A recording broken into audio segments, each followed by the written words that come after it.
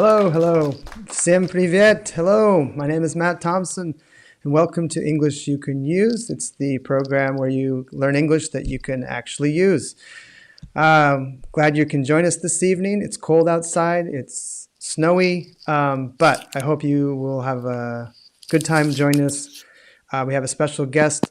We're going to learn some English phrases that will be helpful for you.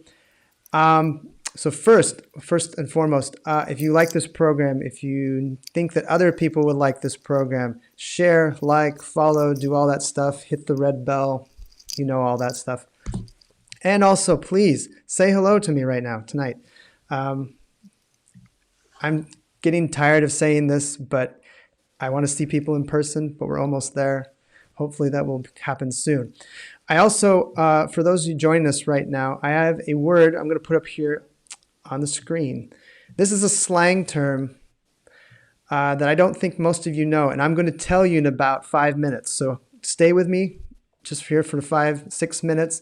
The word is crash, to crash. And I'm sure you know the word crash, like car crash, like boom, hit something.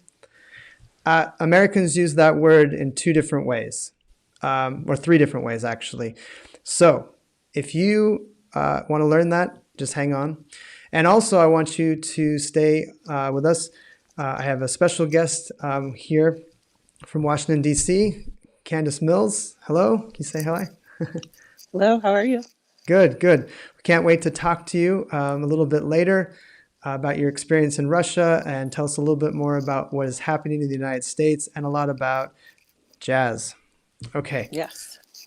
So but first, let's go into a little lesson here about Groundhog Day. Today's Groundhog Day, February 2nd. Does anybody know what Groundhog Day is?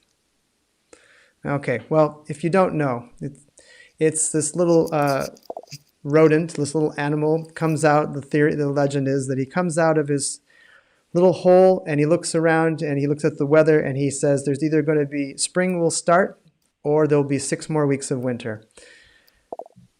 And that happened today. And I read in the news that the groundhog came out of his hole and he said 6 more weeks of winter. He saw his shadow. So, but I want you to play along with this quiz with me. You can see up on the screen right now, the only 2 countries who celebrate Groundhog Day are blank and blank. And I see we got Svetlana with the answer. She might be right. She might be right.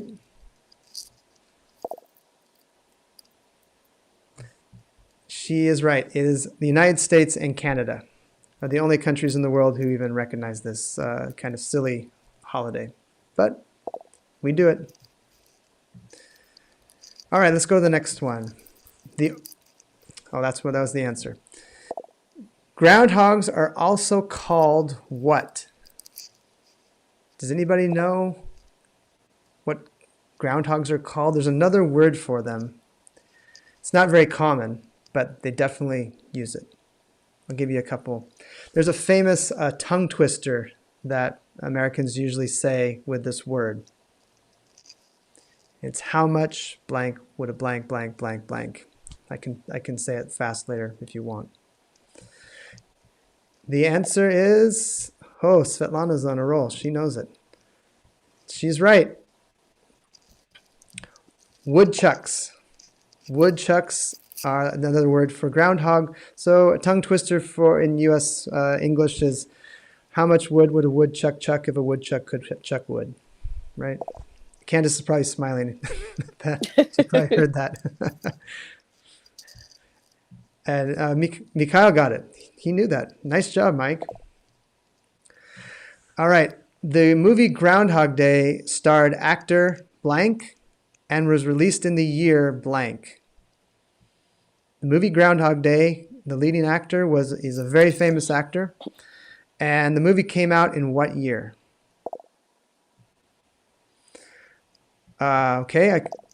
So I'll repeat the tongue twister. How much wood would a woodchuck chuck if a woodchuck could chuck wood? So you have these words could, would, chuck and could. A little hard.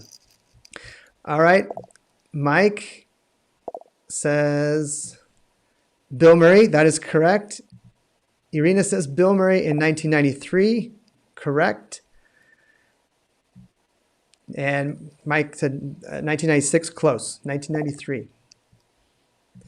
All right. Good job. You guys know a lot about Groundhog Day. I don't know if that many Americans know about that much about Groundhog Day. All right, and last question. In what year did the first official Groundhog Day celebration take place? So 1952 or 1887, 1776, or 1981?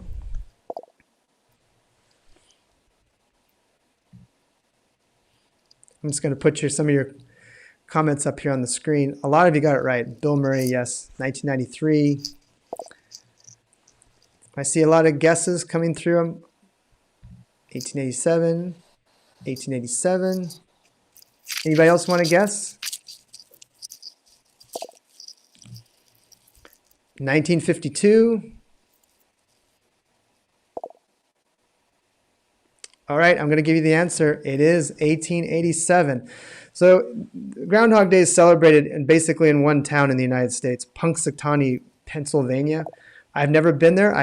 Two of my colleagues have actually been there and went to the celebration. They said it was a lot of fun. It was very nice. It was cold. I've never been, but that's a little bit of strange U.S. History and culture. All right, let's go to our next one. I was going to share with you the word crash, right? I think that's what I was going to do. So I'll put it up here. To crash. Anybody have a guess what that means? So the traditional way to use crash is to hit something. Boom.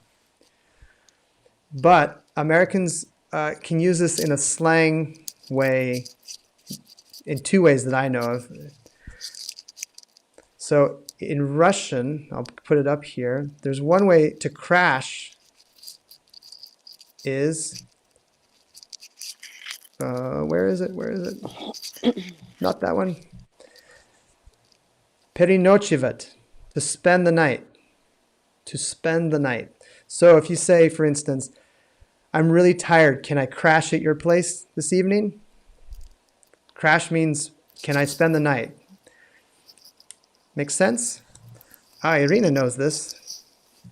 To stay over at someone's apartment. Yes, that's the perfect way. It could be a house too. But переночевать is one way.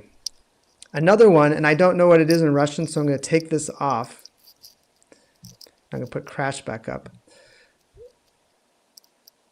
To crash a party, which means you go to a party that you're not invited to. And that can be good or bad. It depends on what happens. But to crash a party or a reception means that you've come in, you've snuck in, or you've just arrived and you're just going to enjoy yourself, but you didn't receive an invitation. So if you see that in a movie, said, let's go crash this party, that's what they're talking about. Let's go to a party uninvited. All right. So let's go on. And we have one little translation before we get to our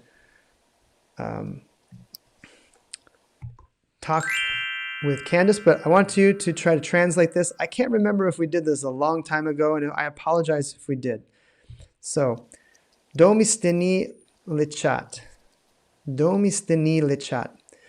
So if I did give this to you back in April and you still remember it, then try to answer. Okay, do mistini lichat. And give it a try. What would that be in English? It's not a direct translation. Anybody? I always forget that I'm 15 seconds ahead in the future to you. So when I say it, I have to sit here and wait a little bit. Domi steni lichat. We know doma is home. Steni is yard or fence. Lichat, I do know that word. Any guesses?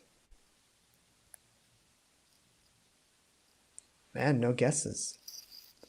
Unless I'm not on online anymore. I'm going to put it up. There's no place like home, which we've had before. There's no place like home, which was famous because it was said by Judy Garland in The Wizard of Oz many, many, many years ago.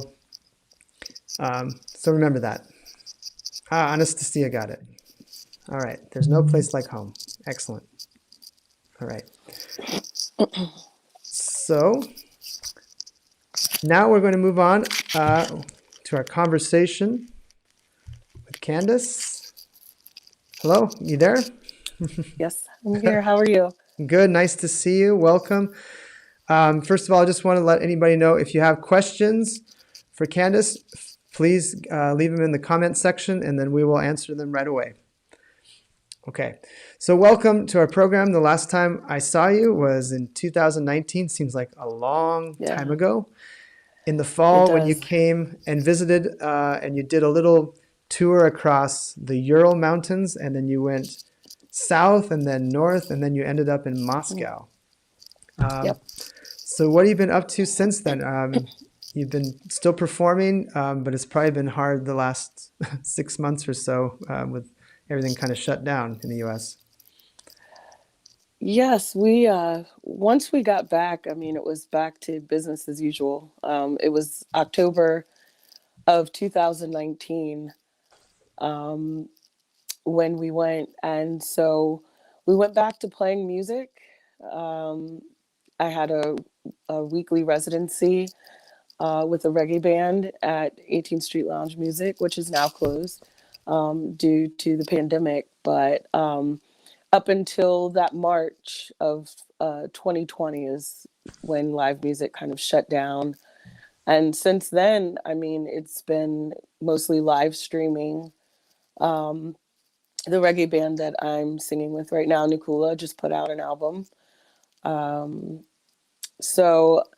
Which can also be found on all platforms. That happened last week. I've done a few music videos, and like I said, some live streaming, but just trying to stay safe and not really knowing what's going on with the pandemic. It's really put a stop to touring and going out to see music. Not as much. I mean, there still is some live music happening, but it's very carefully done. Yeah. So tell us about the biggest impressions you walked away with after your trip to Russia. It's, you know, not a lot of Americans come to Russia, and even fewer get to go to places like you went to, Yekaterinburg and Astrakhan, and I'm trying to think of, there was one other city, but Vologda? Vologda? Yes. So It's tongue twister. What did you take away from that trip? I think that we get caught up a lot in our differences, and realizing that going there, that you're just as much curious as we are. About the countries. Just because we're so far away, we don't really, I don't know a lot of people that have visited. So when I went, I was literally learning all new things all the time, about the cuisine, about the love for music and the fine arts. And so I was really excited to learn about how open, how much more open that Russians were, especially in the bigger cities. I was very surprised by that. You just don't hear a lot of what goes on except for in the news, and I imagine it's the same way that they feel about Americans as well. I think you're right. I think there's curiosity on both sides, and it's always good when you have that chance to speak with people face to face. What did you, is that what you told people, your friends, when you went back home? Was there anything else that kind of the first thing when people said, wow, you went way out into central Russia? What did you tell them about that? besides the openness? Going there as a music ambassador, I didn't feel pressured, but I felt a responsibility to share share who we are as people, not just people, but as musicians. And all of us are that were in the group that went are we're all different nationalities, so that as well was being shared. And there's such a I was so excited that I was able to bridge some of the gaps as far as preconceived notions that they might um, have in Russia about being a musician in America, being Mhm. Black in America. Um, and just hoping that what they saw from um, my openness to share who I am and what I was there for, that was one of my main focuses, and I feel like it was well received. That's great. Now, when you were here, you did some reggae, as I understand, but you also sang a lot of jazz with Elijah Hmm. Balved and his group. Can you, since this is an English program, can you kind of share a few slang words that musicians use in your industry that maybe are not something you necessarily find in the dictionary or would Right. hear in class? So I think we had actually gone over a few. So if you have a show, uh, we call those gigs. Like if you have a gig or a Hmm. show, we were saying. So I'm a saxophone player. I'm gonna put these My up. dad was a guitar player, Hmm. and so to have your instrument, you have your axe with you. Your axe, which is Yes. like the thing you cut wood with, right? Yeah, but it could also be your instrument Okay. that you perform That's with. Yeah. that's new for me. I did not know that. um, some musicians say when they're going to go practice, they're going to the shed or they're going to shed. Going to the shed. I'm just putting these up on Hmm. the screen here so you can see, like, Okay. so Yes. people can read. So gig, axe, and shed. Going to the shed means you're going to practice. Okay. Yes. Or I have to go shed. Yeah. That's another one I didn't know. Yeah. It's good to learn something new every day. Just Yes. anybody, if you have a question or comment, please leave it in the comments section, and we'll definitely get to you. So what else? Where did you get your start in singing, and was it something you did in childhood? And what's the kind of the professional development for a lot of singers, or what you went through? So my story starts off with I'm a saxophone player. Oh wow. My dad bought me a saxophone from the pawn shop, and I started playing at a very early age. And I can use the word gig now, so that you all know. So I would have gigs, um, and would play and practice with my dad's group. He was also a vocalist and a guitar player, so I would do background vocals for him. And then once I got into in high school, I would do some choir, and there were some just minor groups that I would sing with, but I was never like a front woman of a band until I got into college. And so in college, that's when I decided to also take more voice. Um, with piano and theory, and that was my major in school. I was a saxophone player, so it just kind of developed into me just singing and becoming using my voice more. And so I've played in several bands here in this area, and I've toured with a few, and it's just kind of brought me around, I guess, full circle, where it just kind of started here gigging and jazz full time. Also trained classically as well in saxophone and in voice. So actually, my favorite composer is Tchaikovsky. So we got a chance when we were in Russia to go to the theater. Oh, Um, wow. yeah, The it was theaters here are awesome. really nice. You were mentioning to me about when you performed in Astrakhan, how Hmm. beautiful the uh, the theater where you performed. It was unlike a lot of American places. You've performed in big arenas, but or theaters, but maybe they weren't quite the same. Right. This theater, I mean, just upon entering, I mean, seeing it on the outside, it was just overwhelming. It was just wow. But then the way that we went in, because they had a show going on, we were in the basement when we ended up trying to think if we took the stairs or if there was like an old elevator down there. And I mean, just going through and walking through and um, doing our sound check and then watching people fill the theater. And I believe I was saying earlier that to you, that it felt like I was a part of history. It felt very historic, and that it had a lot of history there. And I got a chance to look at the roster and see who had been there to perform, and so it was awesome. Yeah. We had two questions. One, can you play the saxophone for us? I don't think you have your sax with you right now, so I don't know if that I you do can. not. I do not. I actually keep my instruments at my mom's house. Ah, okay.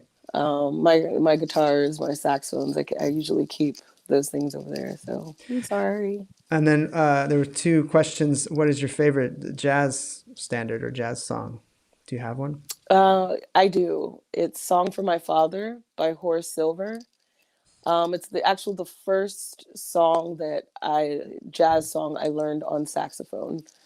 And I learned how to scat all the solo parts, and it was just one of those things where it just became my favorite. So I learned how to do all the things with it. So Horace Silver is one of my favorite musicians as well. Oh, wow. Thanks for sharing. We Yeah. have a question Yeah. from Svetlana. Do you ever perform Russian music? And I don't know if Um, I have once. I was in college, and I did one in Latin, one in Italian, and there was a Russian tune that I learned. I would not be able to sing that now. It's been so long. It's been like well over 20 years, but I have. And it was very difficult for me to, because you not only have to learn the pronunciation, but yeah, to sing it as well, and it has to be correct. And so, you it know, it's tough. It's tough. yeah, a little bit. Um, we have a question here. Mhm. How are you received as a person of color in Russia? You started to talk a little bit about that, but maybe that's a more direct Right. question. And then we have a follow-up question. Do you speak some Russian? So I'll let you. I did learn words while I was there. Um, and that actually helped a lot, just knowing even a couple terms. But being received in Russia was one of the things that I thought of the most um, upon arriving. And I did, have a negative experience in the airport. There was a guy that wouldn't serve me. Hmm. And so that kind of gave me a little bit of anxiety, thinking that that might be the case. But I realized that people were very curious. Um, there were a lot of questions about my hair. There were a lot of questions about my skin. Um, and I noticed children approaching me and wanting to hold my hand, or, just kind of wanting to rub my hand. And um, I bent over in the grocery store, and there was a little girl who wanted to touch my hair. So that was interesting. But as far as in the bigger cities, I noticed that there was a little bit more diversity, and they seemed to know why we were there.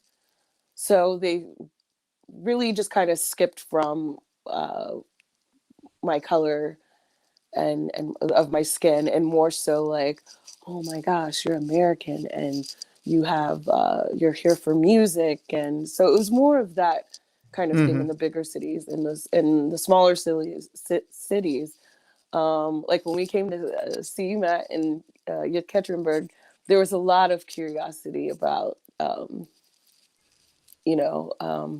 color, my complexion.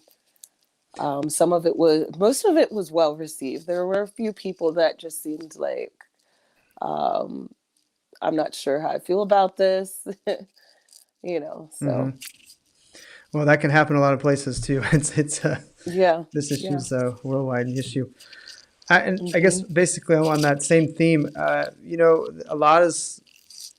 was a lot of news coverage and a lot about the protests in the summer in the United States. And I just wanted to ask you if you participated, or what was that like? I know you live in Washington, D.C., and that was a Yes. place where there was a lot of that happening. So what were your observations?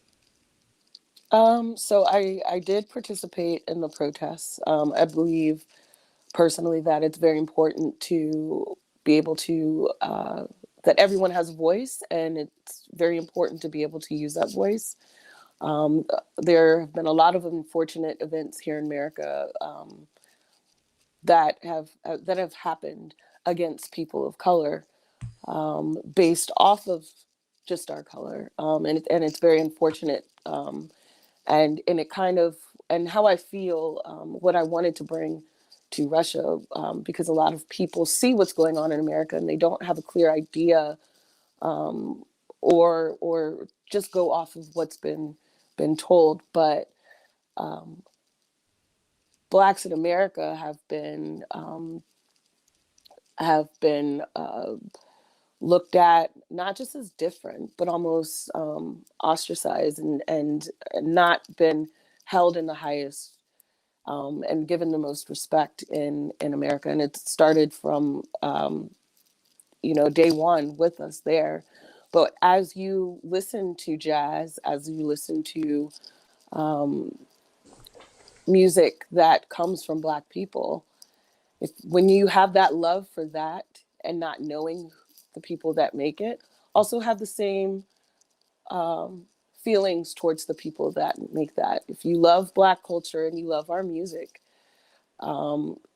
receive us as openly and get to know us more of a people, and don't really go, I guess, on what it is you hear in America. With the protests, it was really important to voice how we felt about the treatment that we have been receiving.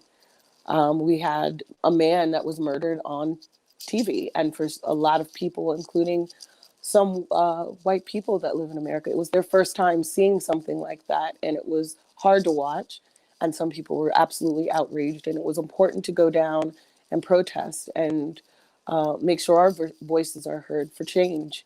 And so I would just really encourage everyone to know and understand how important it is to use their voice against social change, political change, because you are important, and what you have and what you to say and how you feel is, and the way that the protests were portrayed were violent, and there was a lot of confusion and chaos. But I was down there, I was part of it. It was peaceful. We were not seeking violence. We are seeking change and equality and justice for the lives lost, and to stop lives being lost. So I hope that you take it upon yourselves to look within that, and to just get a clearer idea of what's really going on. Well, I think when you have human connections, you get to meet people face to face. That always makes it easier. And Yes. we appreciate you making the visit last year, or actually it was more than a year ago. Yeah. And we hope that we have more programs like that once the pandemic is done, because it's much Yes. better to do it face to face. Well, I think we're at the end of our time, unfortunately, but I want to thank you for joining us this morning. Thanks for for you, but having it's me. this evening for us. And Yes. I hope you get to continue making more music. And I hope you get to return back to live shows soon. And I hope one day maybe you get to return back to Russia. So thank you so Thank you much. so much. We'll Thank you keep for in having me. touch. All right. For sure. Take care. Thank you. Bye.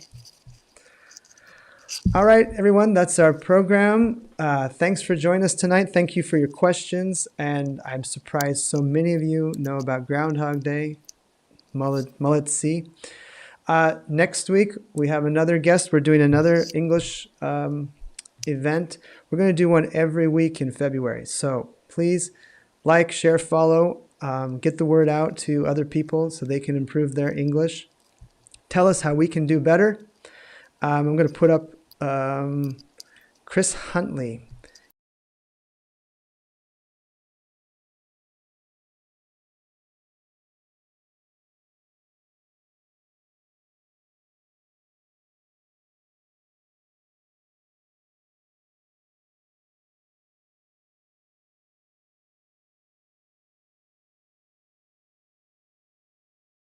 Again, so from me, Matt Thompson, we'll see you next week, 7 p.m. at the same place, Facebook, with Contacti, or YouTube. Take care. Have a good night. Stay warm. Bye.